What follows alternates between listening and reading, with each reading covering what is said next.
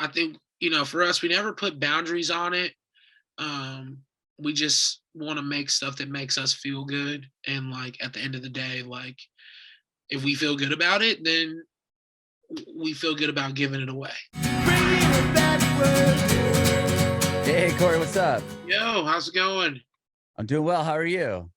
Not too bad. Just, another morning in LA. Amazing. Well, I appreciate you doing this. Thank you Yeah, so man. much.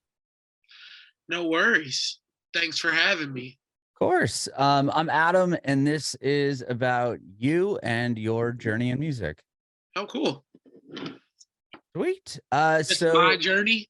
your journey and the band's journey, I guess. I want to hear about how you guys all met and got this thing going.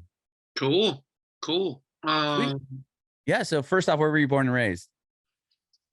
I'm born and raised from Indianapolis, Indiana. Okay. Um, that was where I lived my whole life. um, I And you went went to to school there, right? Is I like went to school down in Bloomington, Indiana. okay. And that is where uh, the band started at. The five of us are from different cities, Mhm. backgrounds. We all kind of ended up at IU on a whim. Um, Smiley, our keyboard player, was supposed to go to Tulane, but Hurricane Katrina ruined that. So Oh wow. IU was his second choice.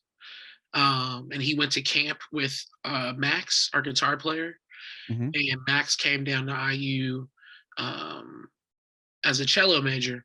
So random, like they knew each other. So I mean, subsequently the band got started there. But we all met on a whim. I met Smiley randomly in a bar. Um, I left. I'm the eldest, and I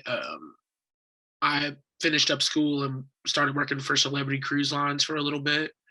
And Oh, then, wow. Were you doing like were you singing on the cruise for them? yeah, yeah. So I did that for a little bit, and then I came back, and a friend's band was opening up for the Main Squeeze, and so I went to go see my friend's band open up, and then the Main Squeeze went on, and I was like, "Oh shit, Smiley! Like, what's up? Like, you got a band going now, kind of thing." Uh-huh. And not too long after that, I well, when I got down to town after my cruise ship contract, I had a band previous, and so I booked a frat show basically on my own. So I had a show but no band, and Oh. we ended up. I ended up talking to the lead singer at the time of the Main Squeeze, our buddy Kevin, and he was leaving to go teach English as a second language, and he was like, "You should talk to Smiley about singing for the band." And I was like, I don't know, man. Like, I got some stuff going on. I do got this gig, but like, I was planning on moving to Chicago at the Mhm. time, and we ended up kind of, you know, chatting, and I had a rehearsal, and it was kind of like, whoa, this could be something special. So just kind of ended up sticking around. And actually, that gig that I booked, the Squeeze didn't play it. I basically had to find some other people because it was actually Smiley's birthday. I'll never forget. Oh, wow. Yeah, he was like a senior at the time, so like he had plans to go out for his birthday, and was like, I'd love to do the gig, but can't, couldn't, Sorry. whatever. So yeah, we started from there, man, and we just we kind of stuck it out through their semester. I came back after the summer and like got a job and just started doing the band thing. We got a house, and I lived in a house across the park, so we had two houses on the same street, but a park in between us.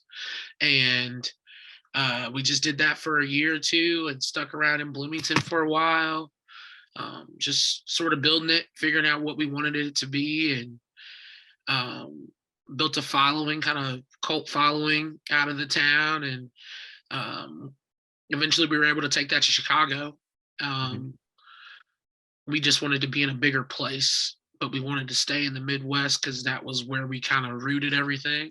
Mhm. And so in the process of that, and discovering management, we came across Randy Jackson, discovered our music. No And way. so yeah, that was pretty cool. Like um our manager had ties to him and he liked what he heard. So he actually came to see us in Bloomington, play in Bloomington. And that was like a huge thing because all these kids are like, holy shit, Randy Jackson's in Yeah. Damn, Bloomington. that's wild. Yeah. Well, real quick, I just want to back up for a minute here because I Yeah. have a lot of quick, like kind of quick questions Yeah. about this because this is a fascinating story. Yeah, like for in the beginning though, I'm talking like, do you come from a musical household at all, or like how did you originally get into music? Yeah. So, my whole family sings. I've always sang since I was a little kid, Uh-huh.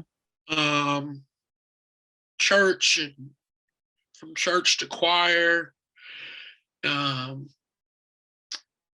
school choir. Like I've always sang. My brother sings, my mom sings, my grandma sings. So I wouldn't say it's like a household of like professional singers, you know, Right. but everyone sings and it's always been a part of our culture, Okay. our house. There's always been music. There was always playing. So from a very young age for me, like I always tell people like my mom got me like a little tape recorder with a microphone for like Christmas when I was like 2 or something like 1 or 2 years old. Wow.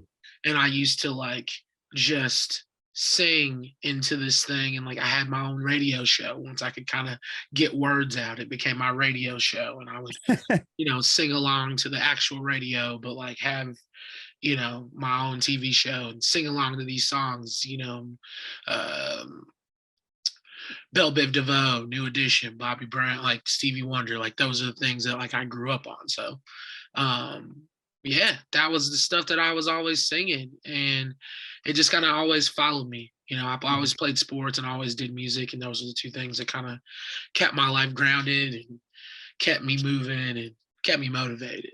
Sure. Um, Did you do a band in high school or anything like that? I mean, it sounds like you're in So chorus, choir, stuff like that. I did a lot of choir and Mhm. school choir. I had one band with my good buddy who I still, write music with. His name's Peter Terry. He's one of my best friends and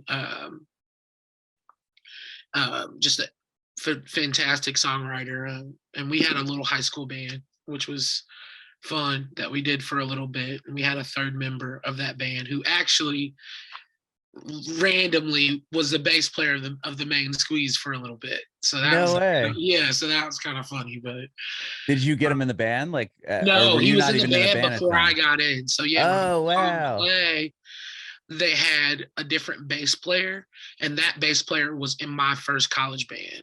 So like I knew the bass player and I knew Smiley. And I was like, Okay. oh, okay, that's pretty tight. They like found each other. That's cool. And it Mhm. turned out he wasn't the bass player. He was just filling in. And the actual bass player was this kid I was in a band with in high school.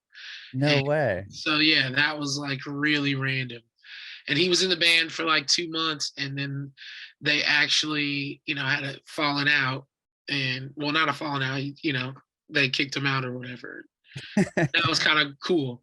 Not cool, but Yeah. it Uh, was a funny thing, really funny. sure. So the first time I rehearsed with the Squeeze, he wasn't there. So Oh. we rehearsed. I was like, wow, this is kind of cool. I called my buddy Pete. It's like, yo, like we're supposed to move to Chicago together. And it's like, I don't know, man. Like, I just want to let you know, I rehearsed with this band, really tight, might be what I'm looking for, kind of thing. And he was like, that's dope. Like, just give it some time or whatever. It's like, cool. Come back like 2 days later for another rehearsal. And Ray is there, this kid. And I called Pete after the rehearsal. I'm like, you're never going to guess who's the bass player in this band. He's like, who? And I was like, Ray. He's like, what? Like, so, just random how the world works. But Yeah. Wow. Okay. So you go to college. Were you going for music yeah, or something totally different? Oh, okay. music and business Okay. is what I ended up doing. But I started as classical voice and audio recording. And just because I wanted to learn different sides of it, you know. But I did classical voice for 2 years, and I was like, if this is not what I want to be doing. Um, Hmm. at the time, our our classical program at IU is second to none, like especially the grad program, top of the top. Um, but they didn't have a vocal jazz program, and if I probably would have had something like that, I probably would have been more interested. But for me, it came down to like I don't want to be doing operas for a living. Hmm. Like it's Right. no, no offense to it's amazing and um super challenging and in the best way, and just those singers are just top of the top. But for me, it was just like I don't love this enough to want to do this for my life. Uh-huh. So um yeah, just focused it differently, and um yeah, worked out. Yeah. So then when you finish up school, that's when you got the job with the cruise line. Exactly. And were you just like going up there doing covers for X Yeah, I amount of had an acapella hours? group I got to pick. Um, just traveled. That must have been awesome though, It was a just to pretty be on big the gig. boat. Yeah, check out a bunch of different Yeah, places. man. I had a really cool route, and I got to pick it. And so I was up in Alaska for a little bit, and then I did Central America, and then I did South America.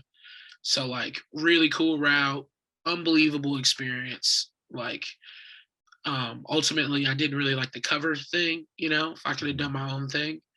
Um, it might have been more enticing, but for me, it was like, this is cool, but this isn't what I want to be doing for life. But it was an unbelievable experience, Yeah, and a couple times a year, if I can go back and work, I'm down for it. sure. Uh, So the main squeeze was more appealing because you could actually write your own music. yeah, I mean, when I get off the boat, my goal was to be back writing my own music and getting with a band that we could grow and you know, a family with. And so it was kind of a situation where I was looking for a band, they were looking for a singer, and we, it worked, and we grew it from nothing together. Um, really nothing. Yeah. Planted those seeds. I mean, Smiley even says, we started in '09, but like he considers the band started in 10 when I got there, and just the seriousness of like making it a band and really like building a business, and not just making music. Mhm. So Yeah, because then when you guys were the band started, you said you lived across the park from each other, or at least the yeah, whole we've band always had a did. band house. Yeah, we've Yeah. always had a house to operate out of. Even now in LA, it's funny, like years and years later. We've always had a house. It was always important to us to just have a place to be able to rehearse, be able to like central to create, central to get stuff done, and so that always manifested in a central, a house, at least a house. Chicago became more like three houses, and we just kind of worked between them, but the same idea, you know. Mhm. And When when we eventually moved out to Los Angeles, we had a house that was very good to us for the first 5 years that we were here. Wow.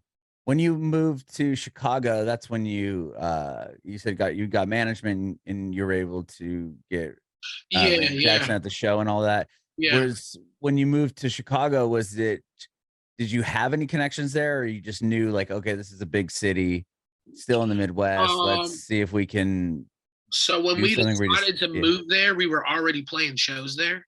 Oh, okay. So you had um some sort of cred in yeah, the city. I wouldn't say cred, but there were people, and we had built up enough to where we could talk. We were selling enough tickets that we felt comfortable, that we could make it a hub. um Got it. but it wasn't about it was mostly just like being in the Midwest and still being anchored to our fan bases that we had kind of sort of started. That's why we went there. Chicago was the biggest city that was like Midwest music located. We knew we had some fans in that area.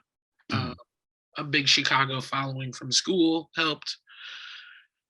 and then you gravitate that with the people in the city, so it's like, it was easy to kind of move the needle there a little bit Mhm. quicker than maybe a Nashville or Austin. Mhm. We had looked at LA, but at the time it just seemed a little overwhelming to just leave everything. Right. And um, in hindsight, maybe we would have, but we were also had a good following in New York City too. Mhm. So our like we had anchors. It was more like filling in the spots. Like we could play from Indy to Chicago to New York to Florida. And so it was like more filling in the blanks versus like, oh, how do we get a show in New York? Or how do we get Right. like our markets ran like because of connections and because of growth and because of, different friends and the way we built it, our markets made sense for us to kind of stay that way and just kind of build in between it. Got it. Okay, that Yeah. makes a lot of sense. So Yeah. once you get to was the first kind of big moment for you all when Randy Jackson showed up to that show?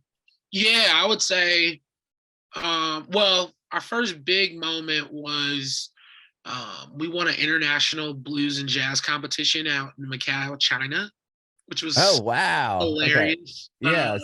How did you even get involved in that? And did you fly to China to We did, compete? yeah. Damn. So like a friend of our drummer, Ruben, he kind of did cruise ship stuff, but he also did like hotel overseas type hotel gigs. Mhm. And one of his friends from that gig was doing a gig very similar to that in Macau, China, which is like the Vegas of China. Okay. Vegas, picture Vegas, but like 5 times bigger. Same stuff, Okay. but just like huge. Massive. Got Yeah. it. And so yeah, he was a drummer working in this hotel, and the hotel wanted to do this music competition, international blues and jazz competition, and they were getting bands in. And this guy who was the drummer on this gig was basically like sent Ruben this thing, was like, yo, like the bands that are auditioning, like I think you guys would kill it. Like you should just like check this out. And so Ruben entered us into it on that recommendation. And so we went, they took like a band from like different countries. They didn't take like, it was maybe, we might have been the only American band. It might have been 2 American bands, Mhm. a band from Brazil, a band from Taiwan, a band from, wherever. So we played this competition.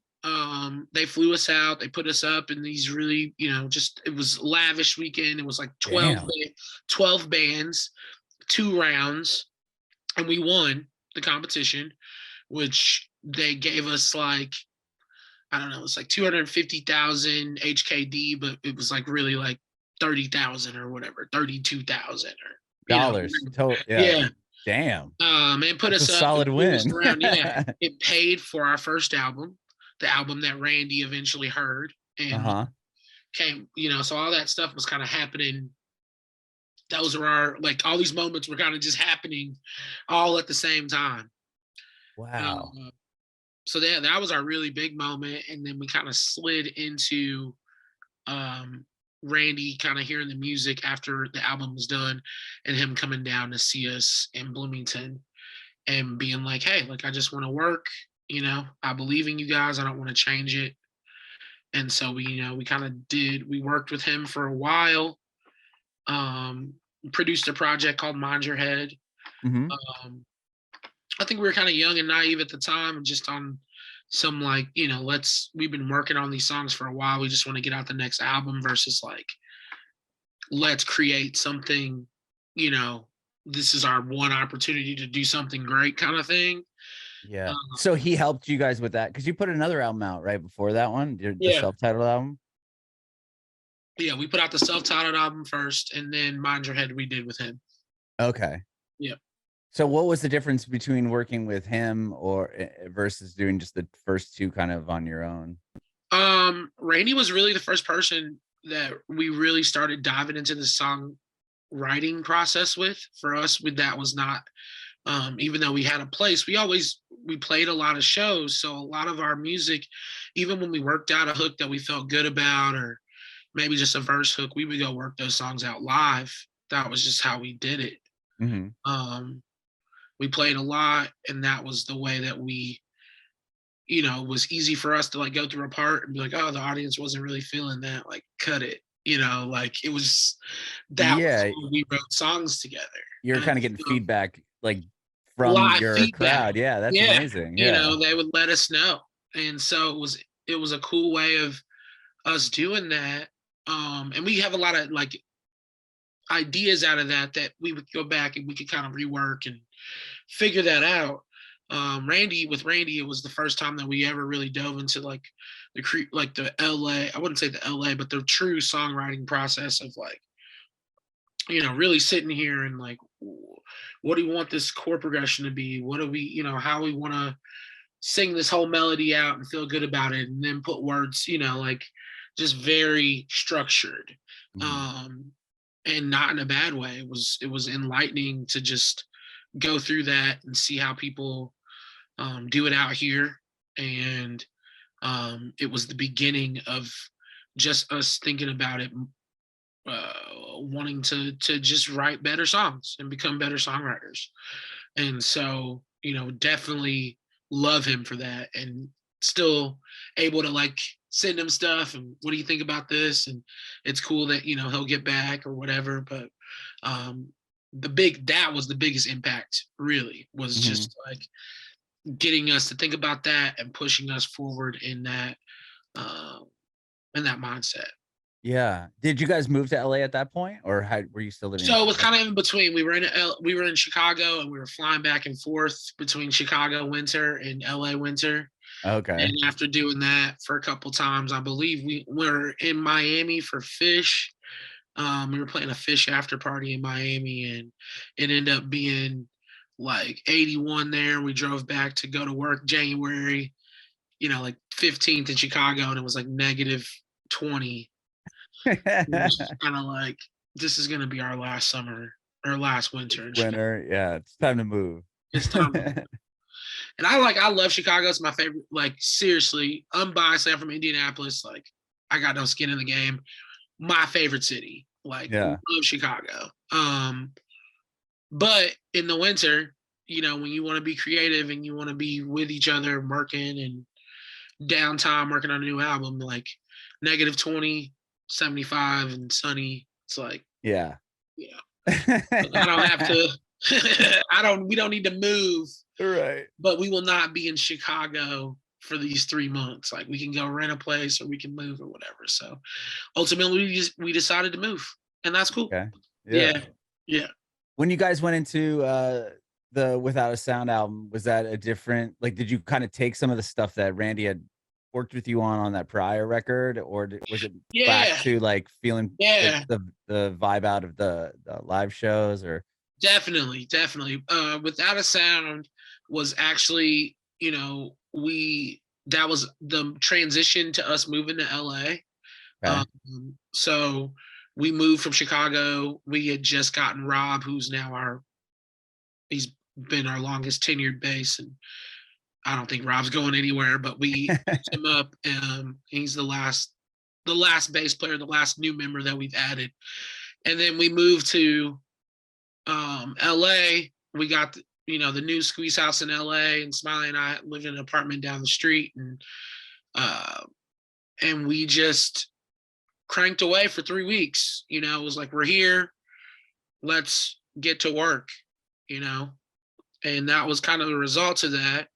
We partnered up with a friend of ours who was a good best friends with our art guy at the time, and we kind of just produced it all together. And it was just kind of just like, hey, we're here, we want to make music and show these people what we're about, and be able to pitch it and just have something to stand on, which was awesome because we got the music done. But it was like a crazy process, because immediately after getting the music done, we left to tour, because we Mhm. had to tour. That was how we were making our money and our livelihood. And Sure.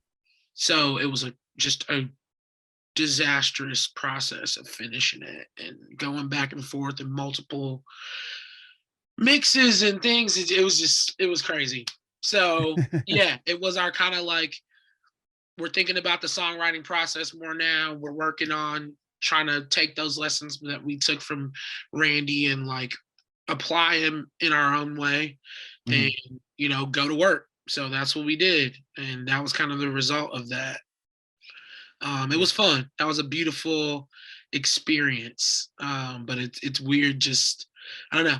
Every year it's like growth for me. It's always like, can we make a project that's better than the last one? Can we show that we're, improving our Mhm. process and improving, just the business? And um, that was funny because we just felt we leveled up, man. It's like, man, we still have so far to go at that point. Yeah.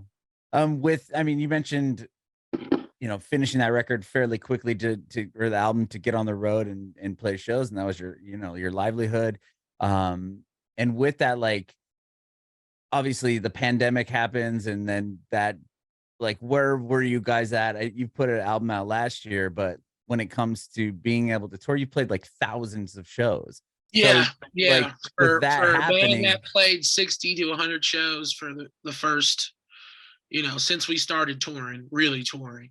mhm, So at that point, we started in 12, I would say, is when we really started touring. Um, first 6 years, really, like, depending on that. We're very blessed in that we took advantage of YouTube very mhm. early as a band. When I was in college, I had an a cappella group called Straight No Chaser. Now it's a world renowned professional a cappella group, but like at the time No way. it was just a college a cappella group. And so like I had viral videos through that group growing through school. Ruben, our drummer, had own viral videos through YouTube. So it was very important to us from the very beginning to have YouTube as a platform for the band. And Mhm. we used that platform to, when we first started as a band, obviously you don't have songs, right? So you're always learning covers, you're learning each other's favorite music just to like learn each other. Like, what did you Right. play? What are five different people, five different backgrounds. So obviously eclectic group of like songs that could go from, hey, we could play a whole show of hip hop to let's do a whole 80s dance party to let's do a 70s night, or let's do a Grateful Dead, or let's do Mhm. a Hendrix, let's do a Stevie Wonder, like whatever. We had enough of the talent to learn it, the want to help to learn it from each other, and like the love of the music to just dive in. And that would create these diverse like college bar shows where you're just hearing all stuff that you want to hear. And so when we started the YouTube channel, we started recording some of our favorite versions of these covers that we would do. Oh, okay. That was growing long before the pandemic. And Mhm. what we were striving to do, which we didn't really have the time to figure out, was I was, contemplating with Ruben and the band too, but like, how can we take this YouTube following? Because at that point we had like Michael Jackson video that went pretty viral, or we had a couple Stevie Wonder things that went pretty viral. Was a Rolling Stone, a few just that were taken off.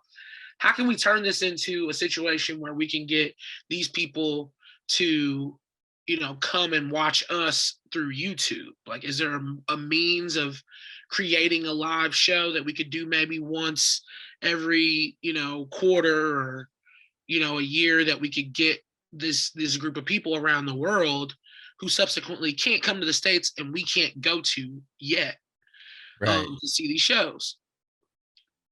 World shuts down. We finally have 3 weeks, 4 weeks in a row where we're can truly focus on bringing that to life.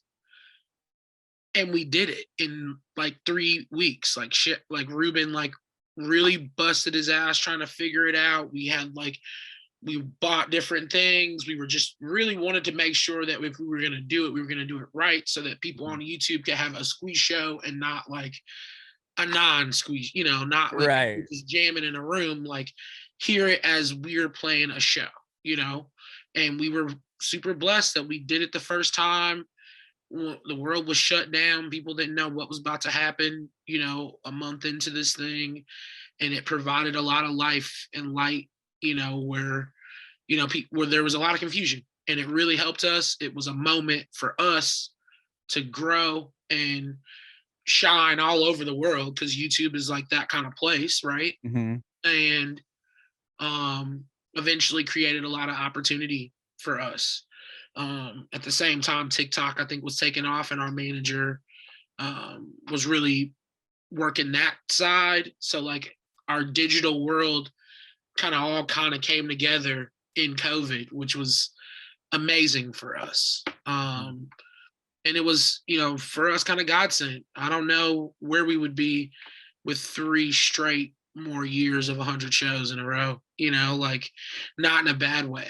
Like we love it, but it was cool to like reap the benefits of the fruits of that labor, from years ago, of just like setting that up and making that algorithm go and getting these people in all these different countries to like follow us. So we took that time during COVID to play after it was kind of opening back up, not to go out and play 100 more shows, to be strategic about, hey, let's open up England as a market for us. Like we know that we believe that we can get X amount of people to come see us. We've seen it from our digital numbers that like we can sell tickets. So it's like we've done that. We've done, 3 sold out shows in London now, and like parlayed that into shows in Spain, and like trying to do that down in Brazil, and just different things like that. So that's kind of where the focus is for us, is like to continue to grow our artistry without trying to kill ourselves to go out and do it. We want to make good, lasting music, and I think a big part of that is just having the time and the focus on it. So much dependability on being in the jam world. That's where we kind of came from. That's where we're rooted. So much of it is built on being live and playing live and playing live, and we love that. That's, we can do that all day, but we want to make lasting music, and we want to take the time to create that and then go out and play those 60s, 100 shows. Yeah. I mean, you guys were brilliant about starting YouTube early on. I mean, to have that leg up on everybody else. It was crazy, man. Huge. And we were definitely blessed in the understanding of what it could do for us, right? But also blessed in that we've always, like I said from the beginning, we've always had a house. We've always been together. So when the world shut down, we were together. A lot of people a lot of bands, you went to your house or your different city where you come, you go do your own thing, and then you meet back up with your band or whatever. We were within, the furthest at the time was our bass player, who was living down in San Diego. Nothing. That's where I'm from. That's awesome. How are you? Awesome. Yeah. I recently moved to Nashville like 2.5 years ago. But cool. My mom lives in Hendersonville. My mom. Oh, no way. Yeah. Awesome. But yeah, we were together. So when the world was, trying to figure out how it was going to work, it was like, we got a spot, we've set up a studio, we've got, a means to film everything that we need to do. And we're not like exposing ourselves to anyone other than the group of people that we've been exposed to. Right. So, it was a blessing. It really was. And then, we kind of parlayed that into a few cool opportunities. We got to play Monday Night Football. Open up for Monday Night Football. We like did a rendition of Monday Night Football for the Chargers Raiders game. Wow, that's massive. Damn. That's SoFi. So the first year of SoFi, that was pretty cool. This is all, kind of toppling over itself Yeah. because of the, the COVID and the TikTok and the YouTube stuff.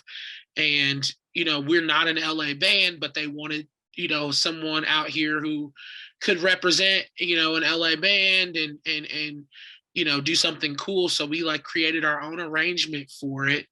And SoFi, I don't know if you know anything about the stadium, but Yeah. I was there when we some lost the Chargers. okay. So, yeah. So when it like with the lightning storms, like sometimes they'll have to postpone events there because of the weather sometimes. Yeah, Well, the yeah. Chargers Raiders game, we're supposed to be, the TV slots are set for when ins and outs are going to happen. Right. They have it kind of Our end was figured supposed out. to happen at like the second quarter or whatever, like the start of the second quarter. But a lightning storm at the game pushed everything back 30 minutes. So Oh the man. whole world watched our actual time slot, which wasn't the second quarter time slot. It's just the time that's supposed to happen at the second quarter. So Mhm. like, because the whole game was shifted over 30 minutes after the kickoff of the game, when everyone's paying attention to Monday Night Football, the first in was us doing Monday Night Football. Oh Like, wow, that really worked in your benefit. Oh my 11 million gosh. people saw it, whereas like if the game was a blowout, which I believe they ended up being down, like the Raiders were down like 3 touchdowns or something in the first quarter, like Oh wow. people might not even watch the second quarter of that game, so just Yeah. little stuff like that always just highly favored, man. Just feel like you get a little bit of little victories along the way that just kind of help keep pushing you down the road. Wow. Yeah, I mean, talk about a rivalry and a game to play. It's just funny to me that I'm sure LA was so pissed that they got the Chargers and not the Raiders. Right. Absolutely. Oh And man. Vegas loves the Raiders. Oh, do they? Yeah, oh yeah. Okay. They Because love them. the Bay Area and LA love the Raiders as Yeah. well. Yeah. So when they went to Vegas, I was like, oof. And then they took the Chargers and Yeah. they always didn't like the Chargers. So I thought that was Right. interesting. Yeah. Yeah. The Raiders. It's Yeah, crazy, man. Those Raiders games out there get wild in Vegas because everyone just comes. They're like, let's just go to Vegas. oh yeah, you're getting everybody right. I mean, all the people from LA, from the Bay Right. Area, and people that are already in Vegas. I mean, I would, yeah, that's kind of a Wow. that's Wow. insane. But yeah, so then you put out To Be Determined. That was the record or album you guys put out last year, and that was, you know, the pandemic had kind of cleared up at that point, I would imagine. Yeah. So, what's funny is we have an album called 1, 2, 3, 4, 5 that's on Bandcamp, and it's between, it's right before To Be Determined. Oh, you just Um, didn't put it up on like the other yeah, we social didn't put media it or up anything? on Spotify. We didn't put it up on. Um, Apple or it's anything? kind of, yeah. It was, so we put the record out during COVID. We had already had it done to release, and we were going to take Mhm. it out on tour, but we couldn't because of COVID. Right. Our manager, who we actually got, like those are the songs he listened to. Um, that eventually led us to him. Um, so when we were doing this during COVID, we ended up doing like one vinyl of the album, just one custom vinyl, and someone bought it, I believe like $1,200 or $1,300 or something like that. So you And only pressed one? pressed one, yeah. Oh, But the digital copies available on a Bandcamp, and it was just something just to try to do, um just taking money for the artist, just like to see how that would go versus like trying to stream it um on different stuff. yeah. And actually, like, it's hilarious. That album has made more for us than any other album. If like in terms of like sheer money in for the album versus revenues of streaming numbers, Right. you just go song per song. Not even close. Interesting. Yeah. Wow. So the next one might just go straight to Bandcamp. You guys have found something. You know, the next one I think we're gonna try to do something a little bigger. Yeah. But it was interesting. And it's still cool because it's like it's kind of the secret album. Yeah. You know, like it's Wow. don't ask, don't tell, but do ask, like Yeah, right, right, definitely right. let people know. So it's cool. Well, we like a lot of those, love a lot of those songs. So it's cool when we break them out. Um, when people are like, "Oh, yeah, I know that one's off of this album, and that's the 1, 2, 3, 4, 5 album." So Got yeah, check it. that out. And then, so what happened was we released that during COVID as kind of like when we did the one vinyl press. We Mhm. also did like a donate whatever $20, and it came with the digital copy, and we send you a thank you note or whatever. That Right. was how we got that out to our like YouTube subscribers and stuff like that. So we did that album, and then while we were in COVID trying to figure out TikTok, we basically started doing improv, 2 minute to 5 minute improv songs. And that was just with our manager just filming us because he was really diving into the platform and really trying to figure it out. That led to like 15 or so ideas, 15 or 20 ideas that eventually became To Be Determined. Interesting. Yeah, and we just Wow. kind of just took our time with it was a different approach just as far as the songwriting process, just not think about it, let's just go see what we come up with. And then, or he might be like, here's a prompt of an idea, and just throw out an idea, and we just try to write a song to it. And like, so yeah, we did that for, like a couple months, liked the ideas. So we went to rented a place in Central California, and Mhm. just turned them into songs. And how many of those did you do? Like, did you do more than the 13 or 15 or whatever that made the album? I think we did 17 to 20 of them, but what came Okay. out was that those are the ones that we felt the best of. We took the ones that we liked the most. Got it. That's awesome. Yeah, And so with like, are you guys working on a new album now? I mean, yeah, I yeah, love the yeah, fact that you guys do albums, right? I mean, a lot of yeah, people yeah. just do like a single and then it'll be a Oh single. no, we're old school in that regards. Like Yeah. I'm one of those people, just personally, like I listen to a whole project. Like to me, Uh-huh. Same someone here. takes the time to pour their heart and soul into like 45 minutes or 35 minutes or an hour's worth of music. Like I'm gonna give them the due diligence of like taking it down for that. And a lot of people think like, oh, deep cuts and all that stuff, but like to me, I just feel like it's all a part of like them. It's a Mhm. picture, it's a glimpse of time, it's a picture, and I just like want to examine the picture. I'm not a big playlist person unless I'm like throwing back like some 90s or something like that, but I'm not a big playlist person. I like to listen to albums. Me So either. like I want to make albums. Yeah, and I Like, love that, and because I yeah, always say, like, I came from radio, and I thought it's cool that, like, why is, Sunday Morning Song 7 versus, Mood Grape it's like one of those things where you have to spend the time. I'm sure it takes a great deal of time to just right. lay it out so the whole album is, like, cohesive. Feels good. Yeah, It's a story. It feels good. Even if they're, might not be attached in some way, they are. They intertwine. right. And like, I'm trying to perfect the beauty in that. Like Mhm. I'm trying to get better at that. And like, you know, just very excited about the direction of the music. And um, I think, for us, we never put boundaries on it. Um, we just want to make stuff that makes us feel good. And like at the end of the day, like if we feel good about it, then we feel good about giving it away. And as we continue to grow, I think we're